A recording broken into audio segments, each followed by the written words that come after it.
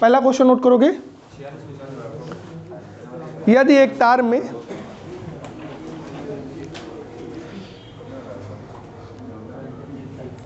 दो मिनट में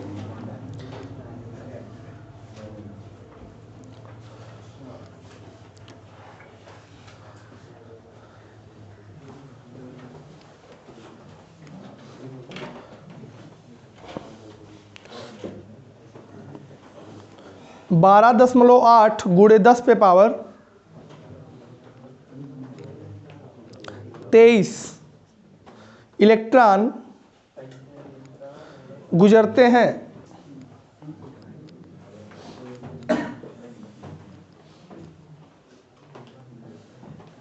तो उसमें बहने वाली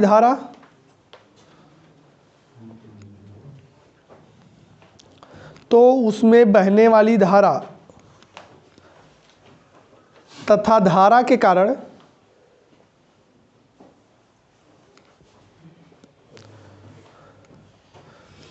चालीस सेंटीमीटर की दूरी पर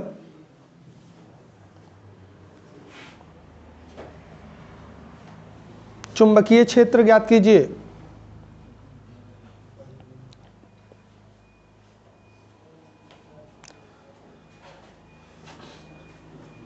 जबकि तार अनंत लंबाई का है।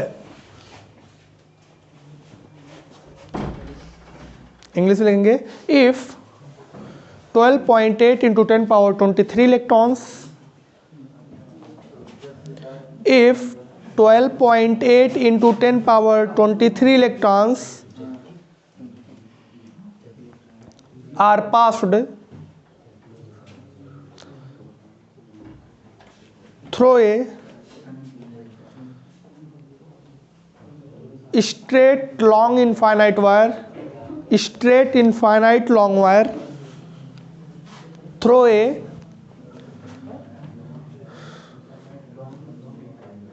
straight infinite long wire in 2 minutes, then find the current in the wire and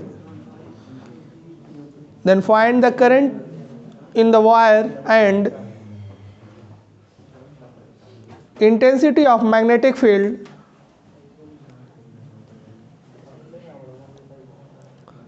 intensity of magnetic field 40 centimeter away from the wire, 40 centimeter away from the wire.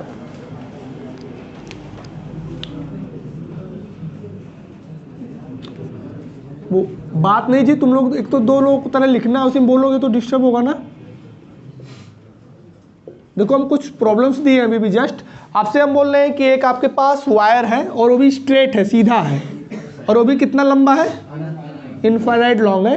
तो इस वायर को देखते ही कुछ कुछ फिजिक्स का कहीं ना कहीं नज़र आ रहा होगा कि कुछ ऐसा था। और इसमें ये नहीं बता रहा है कि कितना करंट फ्लो कर रहा है, करंट बता ही नहीं रहा है, लेकिन ये तो बता रहा है ना कि कितने इलेक्ट्रॉन पास कर रहे हैं। और जो नंबर ऑफ इलेक्ट्रॉन्स होते हैं उसको एन से, स्मॉल एन से शो करते हैं। तो इसको स्मॉल एन से इलेक्ट्रॉनों की संख्या, नंबर ऑफ इलेक्ट्रॉन कितना बता रहा है, 12.8 इंटू 10 पावर 23 इलेक्ट्रॉन। और अगर इतने इलेक्ट्रॉन्स फ्लो कर रहे हैं तो कितना चार्ज फ्लो कर रहा है, ये हम पहले चैप्टर के फर्स्ट फार्मूले से लगा सकते हैं, Q इक्वल टू, पढ़े हो कि नहीं, तो charge equal to N into e, number of electron into charge of electron. कितना आ जाएगा, N की वैल्यू 12.8 इंटू 10 पे पावर 23 इंटू ई की वैल्यू 1.6 इंटू 10 पे माइनस 19।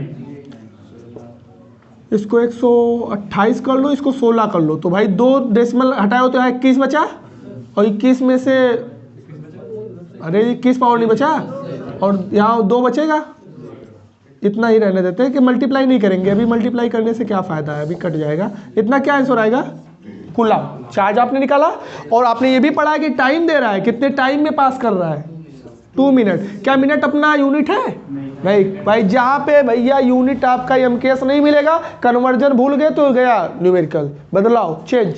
मिनट को हमको किस में बदलना पड़ेगा, और जैसे हम 60 से मल्टीप्लाई करेंगे तो 120 सेकंड माना जाएगा। हमारी फिजिक्स कहती है कि टाइम को तुम्हें सेकंड में रखना है।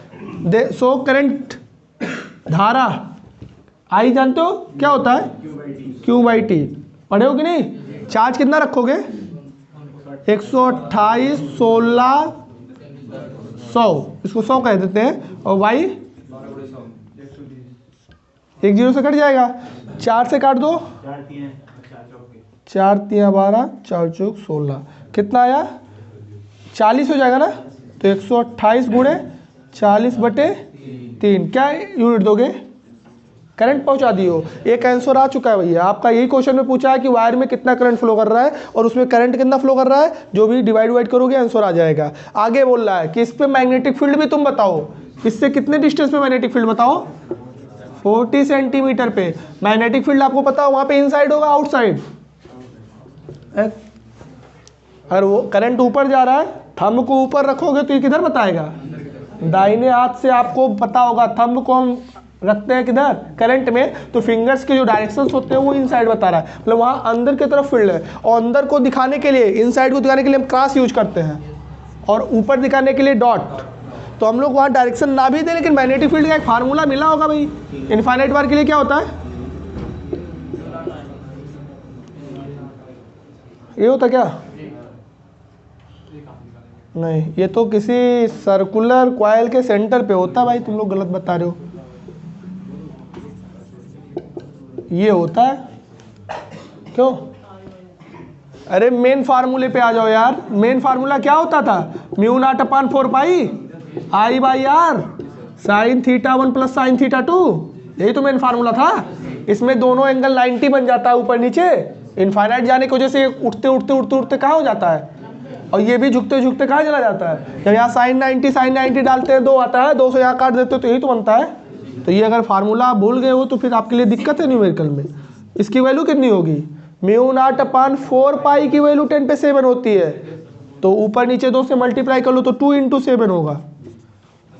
ध्यान से देखना, μ0/4π की वैल्यू कितनी होती है, 10⁷। तो खाली μ0 की वैल्यू 4π × 10⁷। यहाँ अगर μ0 में 2π से भाग दे दो तो यहाँ 2π से भाग दोगे तो 2 आएगा। तो ये तीनों कहाँ कैसा डाटा रखना है वो समझ के। ये इसका हो गया आई, करंट कुछ पता है क्या, 128 40 बाई, और बाई डिस्टेंस कितने डिस्टेंस पे निकालना है, सिंस चूंकि r = 40 सेंटी अच्छा नहीं लग रहा है, 10 पे -2 लगा के क्या बनाना पड़ेगा, इसको लाके यहाँ नीचे डालोगे तो कितना आ जाएगा, 40 × 10 पे -, हाँ वही इसीलिए दिए थे वो, कितना हो जाएगा 256/3, और ये 10 पे 9, क्या यूनिट दोगे, कितने क्वेश्चन थे इसमें, 2 क्वेश्चन। एक क्या पता करना था, करंट, वायर में करंट कितना है, धारा कितना है, और दूसरा क्या बताना था कि वायर से 40 सेंटीमीटर पे फील्ड कितना है। करंट निकालने के लिए पहले चैप्टर का फार्मूला लगा थोड़ा बेसिकली, और ये आपका मैग्नेटिक वाला लगा है। तो कैसे न्यूमेरिकल आते हैं जिसमें 2 फार्मूले लगेंगे, 3 फार्मूले लगेंगे, भाई फार्मूला आएगा तो आप कर सकते हो, बेशक पहले सॉल्व कर लो। ये एक आंसर यहाँ पे लिखा है जो करंट पूछा है, और एक यहाँ फील्ड लिखा है जो यहाँ पूछा है। यदि एक उत्तल लेंस के पृष्ठों की त्रिज्याएं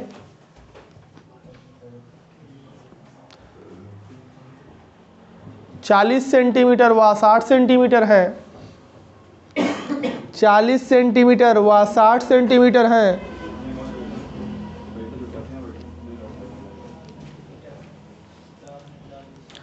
तो उसकी फोकस दूरी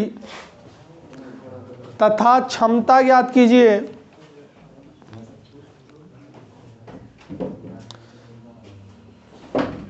फोकस दूरी तथा क्षमता ज्ञात कीजिए।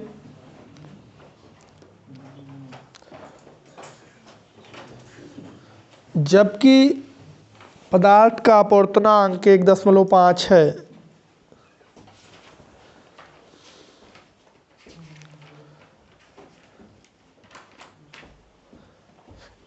If the radius of surface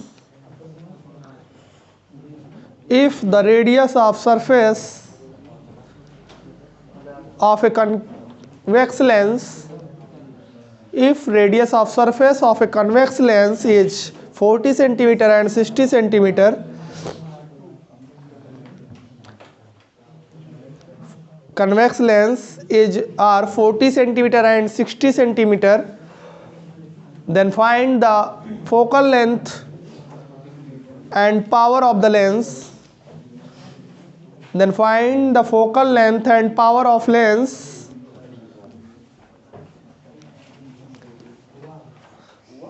such as refractive index of the material, focal length and power of convex lens such as refractive index of material is 1.5.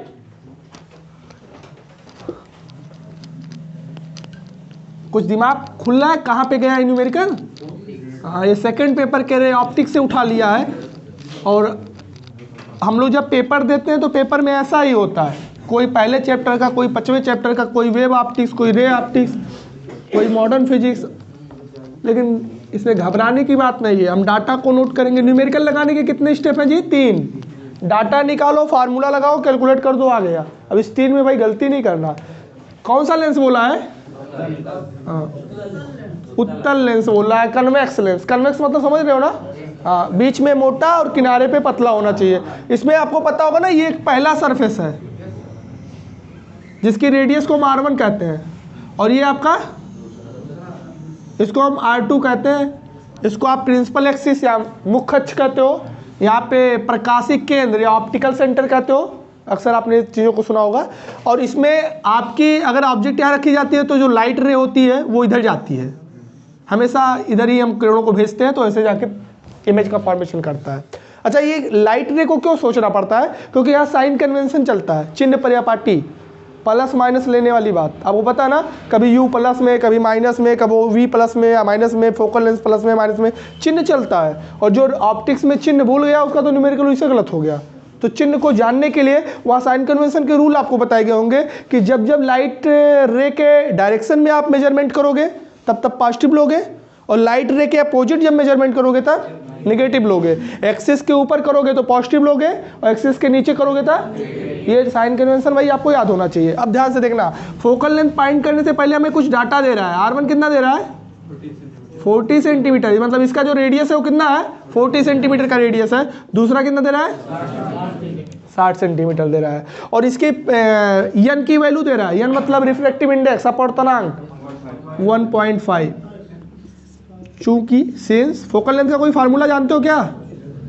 नहीं याद है तो याद करो, कुछ ऐसा कभी बताया गया? The focal length of a lens 1/f = n-1 bracket में 1/r1 - 1/, नहीं याद है भैया तो इसको तुम्हें तो प्रैक्टिस के दौरान तैयार रखना पड़ेगा फार्मूले को। 1/, फोकल लेंथ तुम निकालना चाहते हो, n की value -1, 1/r1, r1 is the first radius. इसका रेडियस किधर जाएगा? इधर की इधर, ये पहला सरफेस यही है तो घूमा ऐसे है ना, तो इसका रेडियस किधर होगा? अरे गोला इधर अगर बना है तो इसका रेडियस इधर जाएगा, किधर? इधर। इधर मतलब डायरेक्शन में कि अपोजिट ऑफ डायरेक्शन? डायरेक्शन में पॉजिटिव लोगे कि निगेटिव? +40। दूसरा वाला, इसका सरफेस इधर है तो इसका स्फीयर ऐसे बनेगा, इसका किधर आएगा? रेडियस इधर। और जब रेडियस इस डायरेक्शन के अपोजिट आ गया मतलब तो -60। यही साइन जो गलत रखते हैं उनका न्यूमेरिकल अपने आप गलत हो जाता है। कितना बचेगा? 0.5। 1/40 तो है, माइनस माइनस, और साइन कन्वेंशन ना रखे होते तो माइनस लगाते और आंसर गलत हो जाता तुरंत। ये 1/2 लिख सकते हो क्या इसको? हाफ मतलब 1/2, और यहाँ पे आपको एलसीएम होगा 120, 3 + 1/f = 1/2 × 5/5 1 × 5 24। 1/f = 1/48। जब दोनों का रेसिप्रोकल कराओगे तो f = क्या हो जाएगा? पॉजिटिव आया कि निगेटिव? वैसे आपको पता होगा कि कन्वेक्स लेंस की फोकल लेंथ पॉजिटिव होती है, और कनकेव की अगर तुम निगेटिव लाए होते तो इसे तुम्हें जान लेना चाहिए, हम गलत लगा दिए। क्योंकि कन्वेक्स लेंस है द पॉजिटिव फोकल लेंथ। जो हमारे उत्तल लेंस होते हैं इनकी फोकस दूरियां हमेशा क्या होती हैं? पॉजिटिव होती हैं। और जो अवतल लेंस होता है वो वाला, बीच में पतला किनारे मोटा वाला, उसका क्या होता है? निगेटिव। तो लगाते ही तुम जान जाओगे हम सही लगाए कि गलत लगाए। ये आपका सेंटीमीटर्स में आ चुका है, यही चीज़ आपको पता करना था। क्या पता करना था? फोकस दूरी, जो कि लेंस की फोकस दूरी 48 सेंटीमीटर बता रहा है। बट एक चीज़ और पूछा है, क्षमता, पावर, क्या पूछा है? पावर भी पढ़े होगे, या फिर P इक्वल टू दिखाते हैं क्या कुछ? 1/f तब लगाते हैं जब मीटर में हो, नहीं तो 100/f लगाना पड़ता है। जब सेंटीमीटर में फोकल लेंथ रहती है तो 100/f, और मीटर में रहती है तो 1/f, तो 100/48 लगभग 2.0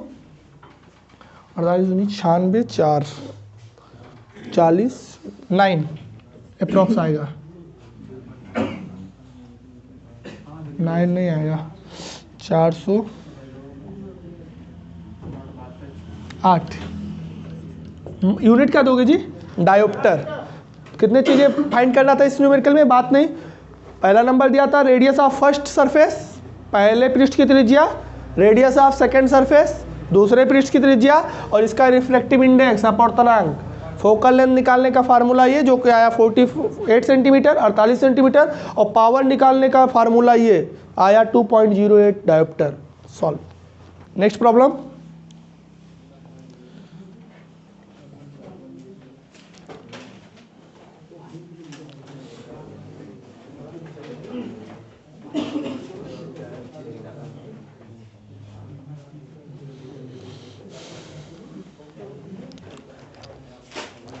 यदि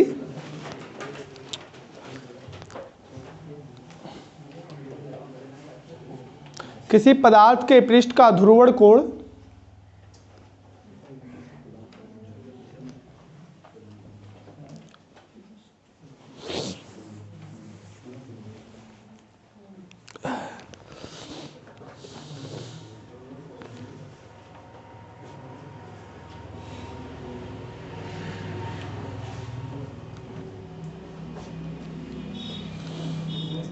सिक्सटी डिग्री है, 60 अंश,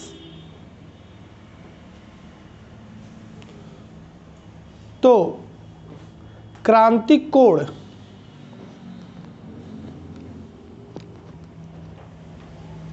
और अपवर्तन कोण ज्ञात कीजिए।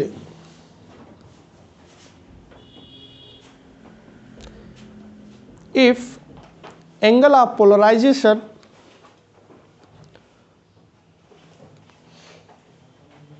for a substance is 60 degree, if angle of polarization for a substance is 60 degree, then find the critical angle and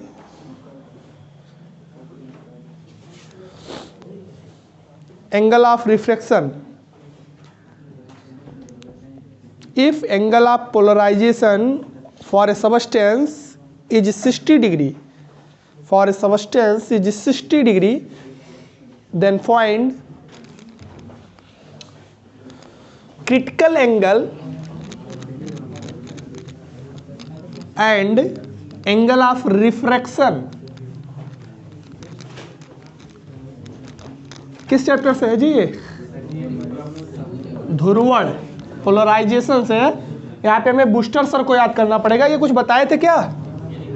याद करो कि अगर कोई भी सबस्टेंस है, कोई मटेरियल आपके पास है, वो कोई भी ट्रांसपेरेंट हो सकता है, पारदर्शी माध्यम हो सकता है, और हमने आपको बताया था कि जब कोई लाइट इस पे इंसिडेंट होती है तो इसका कुछ हिस्सा रिफ्लेक्ट होता है, जो कि रिफ्लेक्शन लॉ को फॉलो करता है। ये तो नॉर्मल होता है ना, अभिलंब, और कुछ पार्ट यहाँ से रिफ्रैक्ट होता है। हमने बताया था नीट में एक प्रॉब्लम जस्ट यहीं से बोला था कि जो रिफ्रैक्शन वाला होता है, दो कोई भी लाइट रे जब आती है तो कोस कैसी होती है? अनपोलराइज्ड। समझ रहे हो क्या है अनपोलराइज्ड? जो ऑल डायरेक्शन में क्या कर रहा है? वाइब्रेट्स कर रहा है, जिसको नेचुरल लाइट्स बोल रहे हैं। जब वो पोलराइज होता है तो वो कोई भी लाइट रे जब सरफेस पे इंसिडेंट होती है तो पार्शियल पोलराइज होती है, उसका 10%, 5% या 15% पोलराइज होता है। लेकिन जब वो आईपी पे इंसिडेंट होती है, आईपी मतलब एंगल ऑफ पोलराइजेशन पे, तो 100% पोलराइज हो जाती है। और जहाँ 100% पोलराइज होती है वहीं सबसे ज़्यादा आपको चमक रहा होगा। यहाँ पे ग्लेयरिंग जो क्रिएट हो रही है, सबको कहीं ना कहीं बहुत तेज चमक रहा होगा। जहाँ एकदम तेज चमक तो पूरा बोर्ड रहा है, हर जगह पोलराइजेशन हो रहा है, लेकिन कहीं 10%, कहीं 5%, कहीं 20%, कहीं 25%। लेकिन जहाँ जहाँ पे वो लाइट आईपी पर एंगल ऑफ पोलराइजेशन जिसको ध्रुवण कोण कहते हो, उस पे जहां गिर रहा होगा वहां 100% पोलराइज हो रहा होगा, और जब 100 होता है तो उसका कुछ पार्ट रिफ्लेक्शन परावर्तन और कुछ रिफ्रैक्शन अपवर्तन के थ्रू चला जाता है। नीट में यही आया था कि कौन वाले में, अपवर्तन वाले में कि परावर्तन वाले में, मतलब रिफ्लेक्शन में कि रिफ्रैक्शन में प्लेन के फेज में वाइब्रेशन चलती है। तो आपको माइंड में इसे बताया गया होगा कि यहाँ पे जो चलता है वो ये वाला वाइब्रेशन जाता है, that is the perpendicular to the plane, और यहाँ जो आता है वो ये वाला चलता है। कुछ ऐसा फिगर कभी बताए थे? मतलब वहाँ यही ऑप्शन नीट में लगाना था। 2018 के नीट के पेपर में आया था, जस्ट कोई न्यूमेरिकल नहीं। वो बोल रहा था कि कौन वाली लाइफ जब 100% पोलराइजेशन हो रही है तो 100% में कौन वाले में प्लेन के पैरेलल वाइब्रेशन चल रहा है, रिफ्लेक्शन वाले में कि रिफ्रैक्शन वाले में कि दोनों में कि किसी में नहीं। तो आंसर था रिफ्लेक्शन वाले में, प्लेन के फेज में चल रहा है वाइब्रेशन, और जो रिफ्लेक्शन हुआ है, परावर्तन हुआ है, उसमें लंबवत चला है। अब इसमें हमें यहाँ तो अलग फेज हुआ। आपको पता होगा जब 100% पोलराइज होता है तो यहाँ पे ये एंगल 90 पे हो जाती है। कभी सुना है? बताए थे वहाँ Brewster law. When any light ray 100% polarize then angle between reflex ray and reflected ray और रिफ्लेक्टेड रे, परावर्तित किरण और अपवर्तित किरण परस्पर लंबवत हो जाते हैं। अच्छा ये तो पढ़े होगे ना, ये आईपी होता तो ये भी आईपी होगा परावर्तन के लॉ से, और ये आईपी तो इधर आर मानते हैं। और अगर यहाँ से लेके यहाँ 180 होता है, बीच में से 90 हटा दोगे तो एक रूल मिल गया था, IP plus R equal to 90। Brewster law ये बताए हैं, लेकिन ये हमेशा लगेगा नहीं। जब 100% पोलराइजेशन होगा तब, और कब होगा 100% पोलराइजेशन? जब आपका इंसिडेंट रे, आने वाली किरण ध्रुवण कोण पे आएगा, मतलब पोलराइजेशन एंगल पे आएगा, तभी ऐसा हो पाएगा। और इसमें एक लॉ और भी दिए थे, वो n equal to 10 IP, Brewster law याद आ रहा है? इसी दो पे न्यूमेरिकल बना लिया है बाबू। क्या क्वेश्चन दिया आप देखो, कुछ बताया है क्या आपको? IP बताया है, IP मतलब ध्रुवण कोण, एंगल ऑफ पोलराइजेशन कितना। देन क्या क्या बताना है ये बताओ हमें। क्रिटिकल बताना है, तो आपको तो पढ़े होगे n इक्वल टू कोसेक सी होता था वहां, तो कुछ चैप्टर था क्रिटिकल एंगल वाला, n इक्वल टू कोसेक सी, और यहां पे n इक्वल टू, सो इसको बराबर कर सकते हैं क्या भाई? ये भी n है, ये भी n है। अब ये क्रिटिकल एंगल वाले फेज में है और ये पोलराइजेशन वाले एंगल में है, तो हम इसको क्या लिख सकते हैं? ये आपके यूपी बोर्ड के 2019 में ऑब्जेक्टिव में आया है। 19 का यूपी बोर्ड का पेपर जाओ, ऑब्जेक्टिव क्वेश्चन ढूंढोगे, which option is correct. Cosec C equal to cot IP, cot IP equal to tan IP, tan C equal to tan IP. वही में एक ऑप्शन ये भी था, कोसेक सी इक्वल टू, जिसको पता था वो टिक मार दिया था। यहीं से ये क्वेश्चन बनाया हुआ है। कोसेक तो रहने दो भैया, सी तो है, tan आईपी का वैल्यू पता है क्या? 60 degree. Cosec C equal to, इसका वैल्यू √3 होता है, टेक्नोमेट्री तो थोड़ा बहुत जानते होगे, tan 60 का। सी इक्वल टू आ गया, इधर आके इनवर्स बनेगा कि नहीं? क्रिटिकल एंगल कितना हुआ? Cosec inverse √3। क्या √3 जानते हो कितने एंगल पे होगा? नहीं, कोसेक में हम लोग नहीं जानते √3 कितने पे होता है, तो जब नहीं जानते तो इसे लिख देते हैं। अच्छा इसको कुछ और कर सकते हो क्या? चाहो तो सी इक्वल टू लिख सकते हो साइन इनवर्स 1/√3।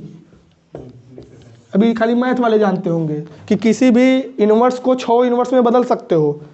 जब कंपटीशन में जाओगे तो कोसेक में ना ऑप्शन दे के साइन में, कॉट में ऑप्शन देगा, तो जो इसको बदल पाता है वो लगा पाता है, उसको मैथ कहते हैं। मैथ वाले जानते हो कि जी ITF पढ़े हो?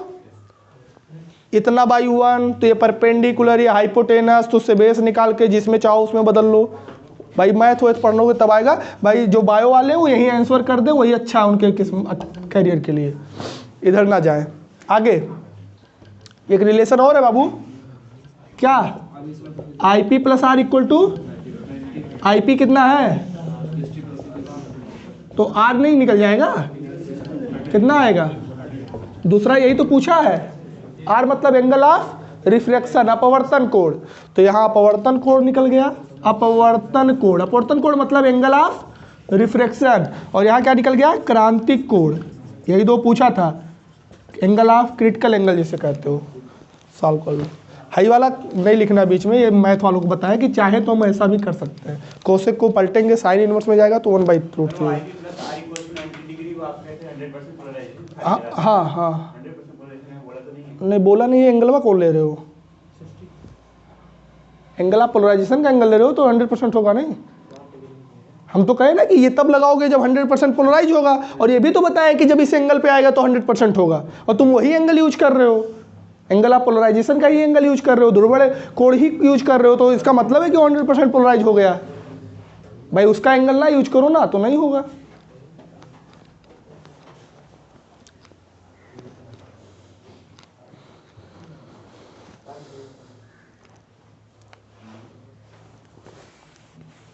इसमें भी कितने क्वेश्चन थे? दो थे। एक क्रिटिकल एंगल फाइंड करना था और एक, अच्छा वो जानते हो न्यूमेरिकल का कोई फेज नहीं होता। अब देख लो नीट वाले यहाँ से बना लिए हैं, वो ये पूछ रहे हैं कि वाइब्रेशन कैसा चल रहा है, रिफ्लेक्टेड रे और रिफ्रैक्टेड रे, परावर्तित किरण और अपवर्तित किरण में किस में चल रहा है, प्लेन में, तो प्लेन में इसमें चल रहा है और इसमें प्लेन के परपेंडिकुलर चल रहा है। तो वो नीट वाले यहाँ से बनाए, उनको डाटा से मतलब ही नहीं है। यूपी बोर्ड वाले ये दोनों मिला के बनाए। कौन सा ऑप्शन सही है? तो ये वाला ऑप्शन सही था, ऑब्जेक्टिव में 1 नंबर में आया था। कोई और बोर्ड पे पेपर दोगे न्यूमेरिकल बना देंगे, न्यूमेरिकल लगाओ, तो जो समझता है वो किसी भी केस को सॉल्व कर सकता है। नेक्स्ट प्रॉब्लम, यदि किसी धातु के पृष्ठ की देहली आवृत्ति, यदि किसी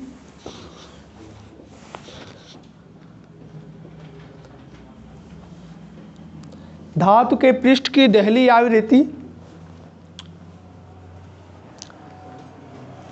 3.3 गुणे 10 पे पावर 14 हर्ट्ज है, 3.3 गुणे 10 पे पावर 14 हर्ट्ज है, तो उस पृष्ठ का कार्यफलन ज्ञात कीजिए। उस पृष्ठ का कार्यफलन ज्ञात कीजिए। If threshold frequency of a metallic surface, if threshold frequency of a metallic surface या metal surface भी लिख सकते हो, is 3.3 into 10 power 14 hertz, if threshold frequency of a metal surface is 3.3 into 10 power 14 hertz, then find the work function of the metal. 3.3 into 10 power 14 hertz, then find work function of the metal surface.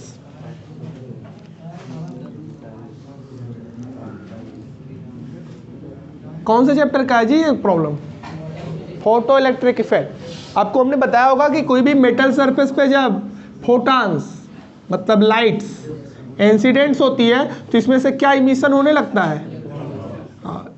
Electron निकलने लगते हैं। जब किसी metal surface पे light से incident होती है, गिरती है, तो उसमें से इलेक्ट्रॉन बाहर आते हैं। इसको हम बोलते हैं प्रकाश वैद्युत प्रभाव, फोटो इलेक्ट्रिक इफेक्ट।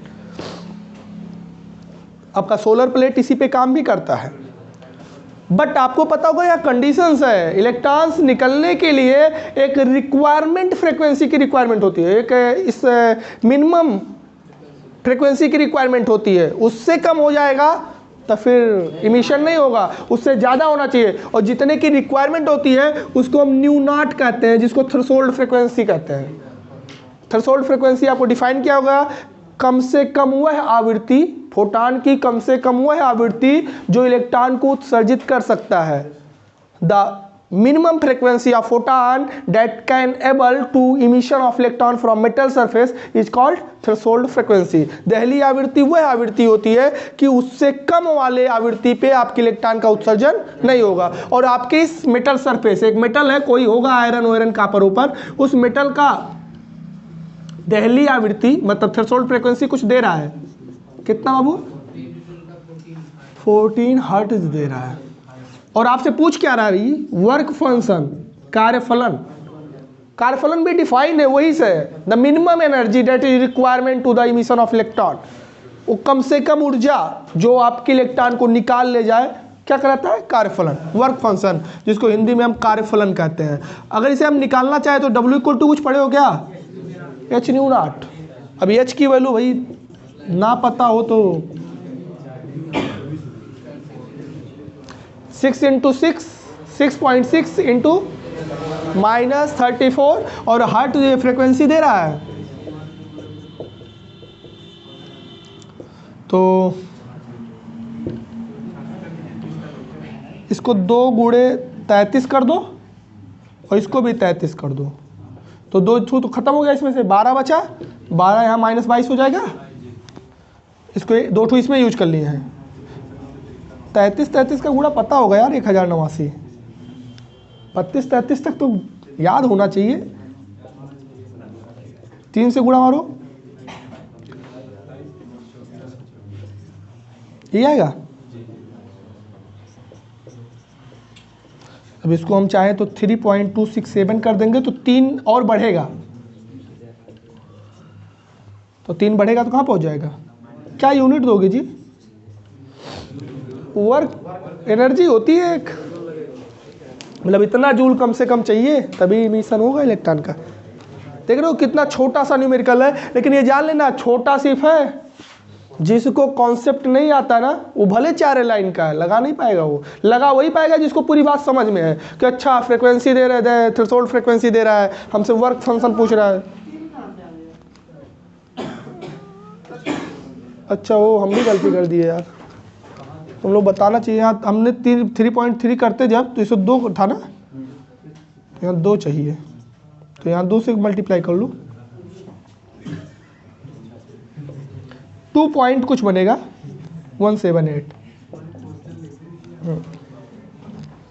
नोट कर लो। यदि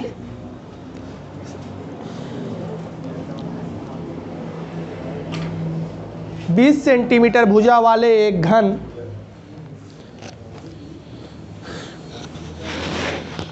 के केंद्र पर, घन के केंद्र पर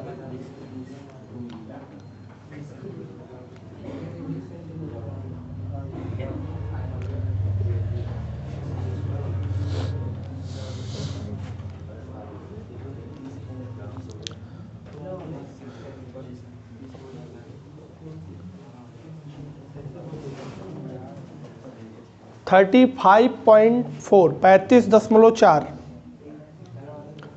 नैनो कूलाम का आवेश रखा है,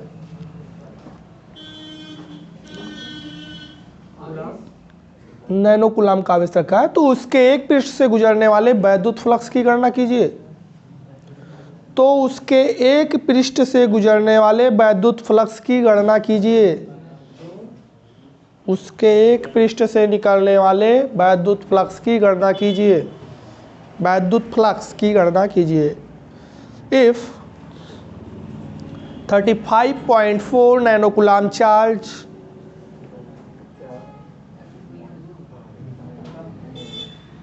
is puts on, if 35.4 nano coulomb charge is put on center of a cube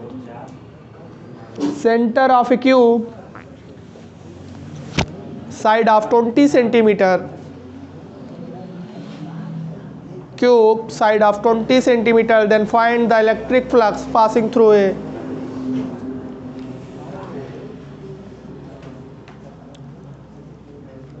puts on the center of cube side of 20 centimeter, then find the electric flux passing through a surface of cube.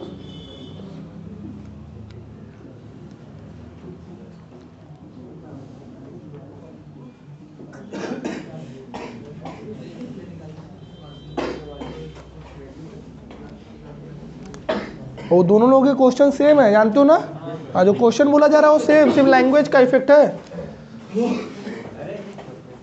क्या हुआ जी?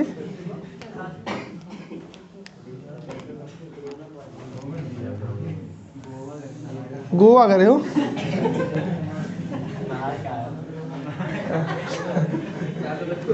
Next problem को देखते हैं बाबू। Cube तो आपको पता होगा ना, 3D structure which have the same length width and height. और कितना बोल रहा है, इसकी साइड कितनी बता रही है?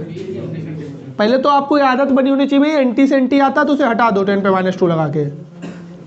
जैसे डाटा को लिखो और डाटा अगर MKS में ना दिखे तो तुरंत कन्वर्जन करो, क्योंकि बाद में गलती से नहीं किए और लगा दिए फार्मूले में तो बिल्कुल गड़बड़ा जाएगा। इसलिए डाटा जैसे लिखते हैं तैसे बदल लेते हैं आगे की, ताकि जरूरत बदलना ना पड़े। अच्छा, इसके सेंटर कहाँ होता है जी? यहीं पे होता है क्या? सॉलिड स्टेट वाले जानते हैं centre? Corner, edge, centre, side, diagonal, ये सब वर्ड तो पढ़े ही होंगे। सिरों पे, किनारों पे, बीकड़ पे, केंद्र पे रखा है। क्या रखा है? एक चार्ज रखा है। क्यों? कितना बता रहा है क्यों? नहीं, 35.4 नैनो कूलाम कह रहा है। और नैनो भाई हम लोगों के फेवर में नहीं रहता है, तो तुरंत 10 पे -9 लगाएंगे, इस टर्म को हटाएंगे, कूलाम में MKS में आ जाएगा। अच्छा, आपको पता है कि क्यूब खुला खुला रहता है, बंद रहता है? बंद रहता है। और जहाँ पे बंद सरफेस आ गया, गॉसियन सरफेस का काम चल जाएगा। गॉस सर कहते हैं कि कोई भी अगर बंद सरफेस है तो उससे निकलने वाला टोटल जो फ्लक्स होता है, कोई भी क्लोज सरफेस है, गॉसियन सरफेस है, और उससे निकलने वाला टोटल जो फ्लक्स होगा वो जितना चार्ज अंदर होगा और डिवाइड बाई, पढ़े हो क्या गॉस थ्योरम? गॉस थ्योरम कहता है phi equal to q net by epsilon naught. Q net क्या है? बाउंडेड चार्ज, अंदर का चार्ज। अच्छा बताओ, अंदर कितना चार्ज? पूरा सेंटर वाला पूरा फंसेगा कि नहीं? कॉर्नर पे होता था सिर्फ 1/8 पार्ट, जितना रखता कॉर्नर पे उसका 1/8 पार्ट इनसाइड आता है। सॉलिड स्टेट में जाओगे तब वो बताएगा। किसी फेस पे रखे होते तब 1/2 पार्ट लेते, लेकिन सेंटर पे रखते हैं तब पूरा रूम के अंदर ही होता है। और इस बार चार्ज को सेंटर पे रखा है, मतलब जितना चार्ज है वो पूरा चार्ज लेना पड़ेगा। तो हम लेंगे 35.4 × 10 पे माइनस। यही कॉर्नर पे होता तो 1/8 लगा देते, अगर फेस पे होता 1/2 मार देते, एज पे होता 1/4 कर देते, एज वाले 1/4 देते हैं। अरे भैया इस एज पे रखोगे तो इसे 90 अंश तो में आई, और वो में चला जाइए, और ओकरे हर चला जाइए, और एकरे पीछे चला जाइए, तो 4 हिस्से में के हिस्सा वाला। जब कॉर्नर पे रखो तो 8 हिस्से में एक हिस्सा आता है, दीवार पे रखो तो आधा हिस्सा आता है, लेकिन सेंटर में पूरा आता है तो पूरा ले लिए। और एप्सिलॉन नॉट का मान बताना पड़े तो फिजिक्स गड़बड़। ये क्या निकला भैया? टोटल क्या? इलेक्ट्रिक। ये टोटल फ्लक्स निकला है। आपके प्रॉब्लम में टोटल पूछ रहा है क्या? अच्छा, एक कुछ कटे उटेगा जी? अच्छा दिए ठीक है ठाक, 4 बार में कट जाना चाहिए, तो कट जाएगा कि नहीं?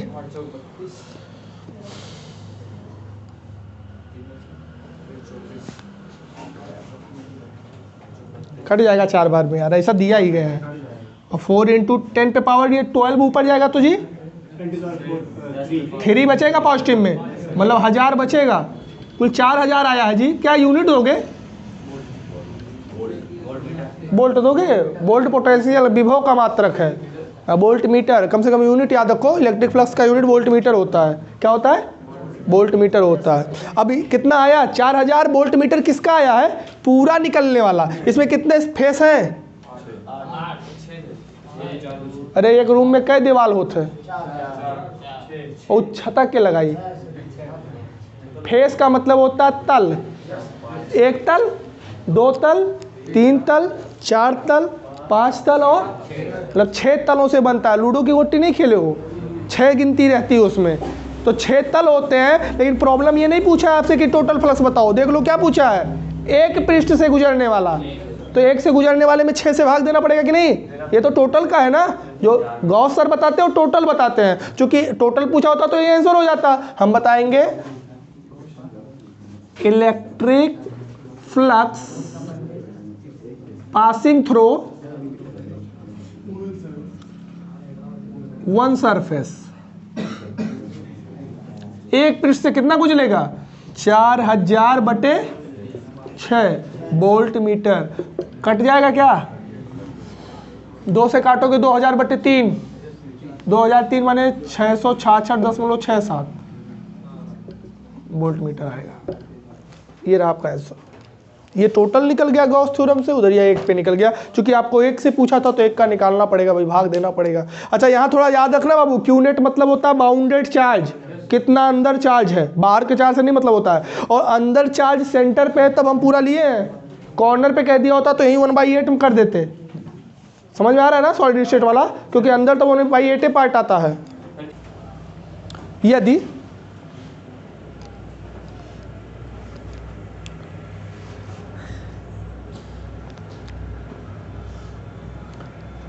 एक गोले के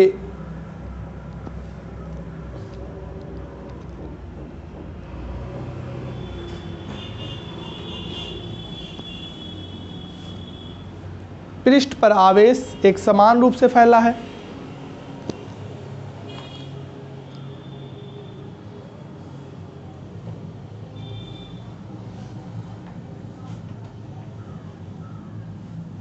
और उस खोखले गोले की त्रिज्या 40 सेंटीमीटर है,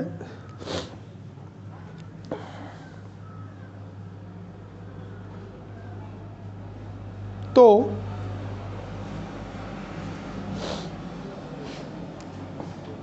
केंद्र से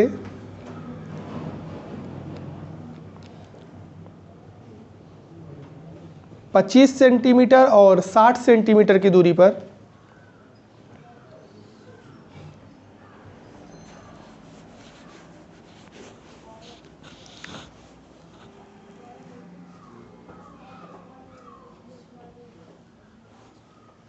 वैद्युत विभव ज्ञात कीजिए।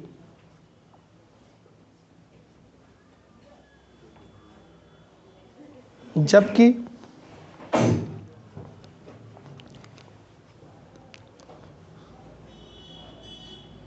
पृष्ठ पर कुल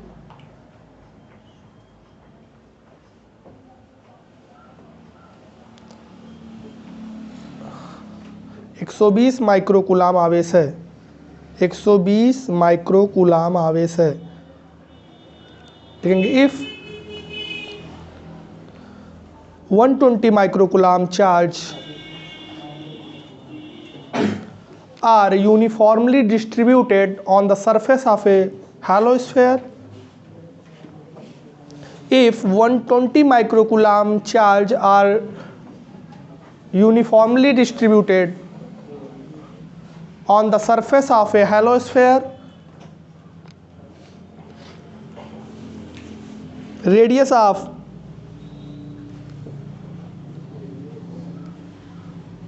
(40 centimeter), then find the electric potential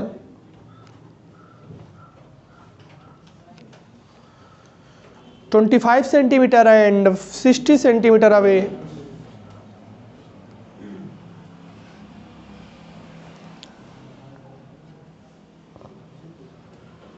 (25 centimeter and 60 centimeter away from the center of sphere.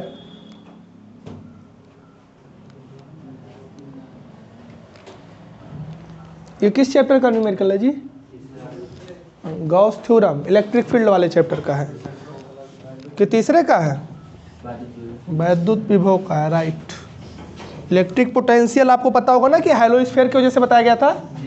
Hello sphere पे अगर यूनिफॉर्मली चार्ज डिस्ट्रीब्यूट है और इसका रेडियस हम कैपिटल आर से शो करते थे, और आपको इसमें 3 जगहों पे बताया गया था, इनसाइड आर डिस्टेंस पे, एट द सरफेस और आउटसाइड। आपको पता होगा कि जब हम पोटेंशियल ऑफ ए पे बताए थे तो बताया था 1/4πε0 Q/R ही लेना होता है। जब आपको सरफेस पे बताए थे तो ये भी 1/4πε0 Q/R, क्योंकि इनसाइड और एट द सरफेस क्या होता है? सेम होता है। ये पोटेंशियल है भैया, फील्ड नहीं है। फील्ड तो अंदर 0 होता है, फील्ड वाला नहीं चल रहा है। फील्ड अगर निकालोगे तो अंदर फील्ड क्या होता है? 0। सरफेस पे कितना होता है और बाहर कितना होता है? σ/ε0 R²/। तो ये अंदर, ये पृष्ठ पर, ये बाहर, ये फील्ड वाला है। यहाँ फील्ड ना पूछा गया है, पोटेंशियल। ये अंदर, ये पृष्ठ पर और बाहर के लिए क्या होता है? स्मॉल आर लगता है।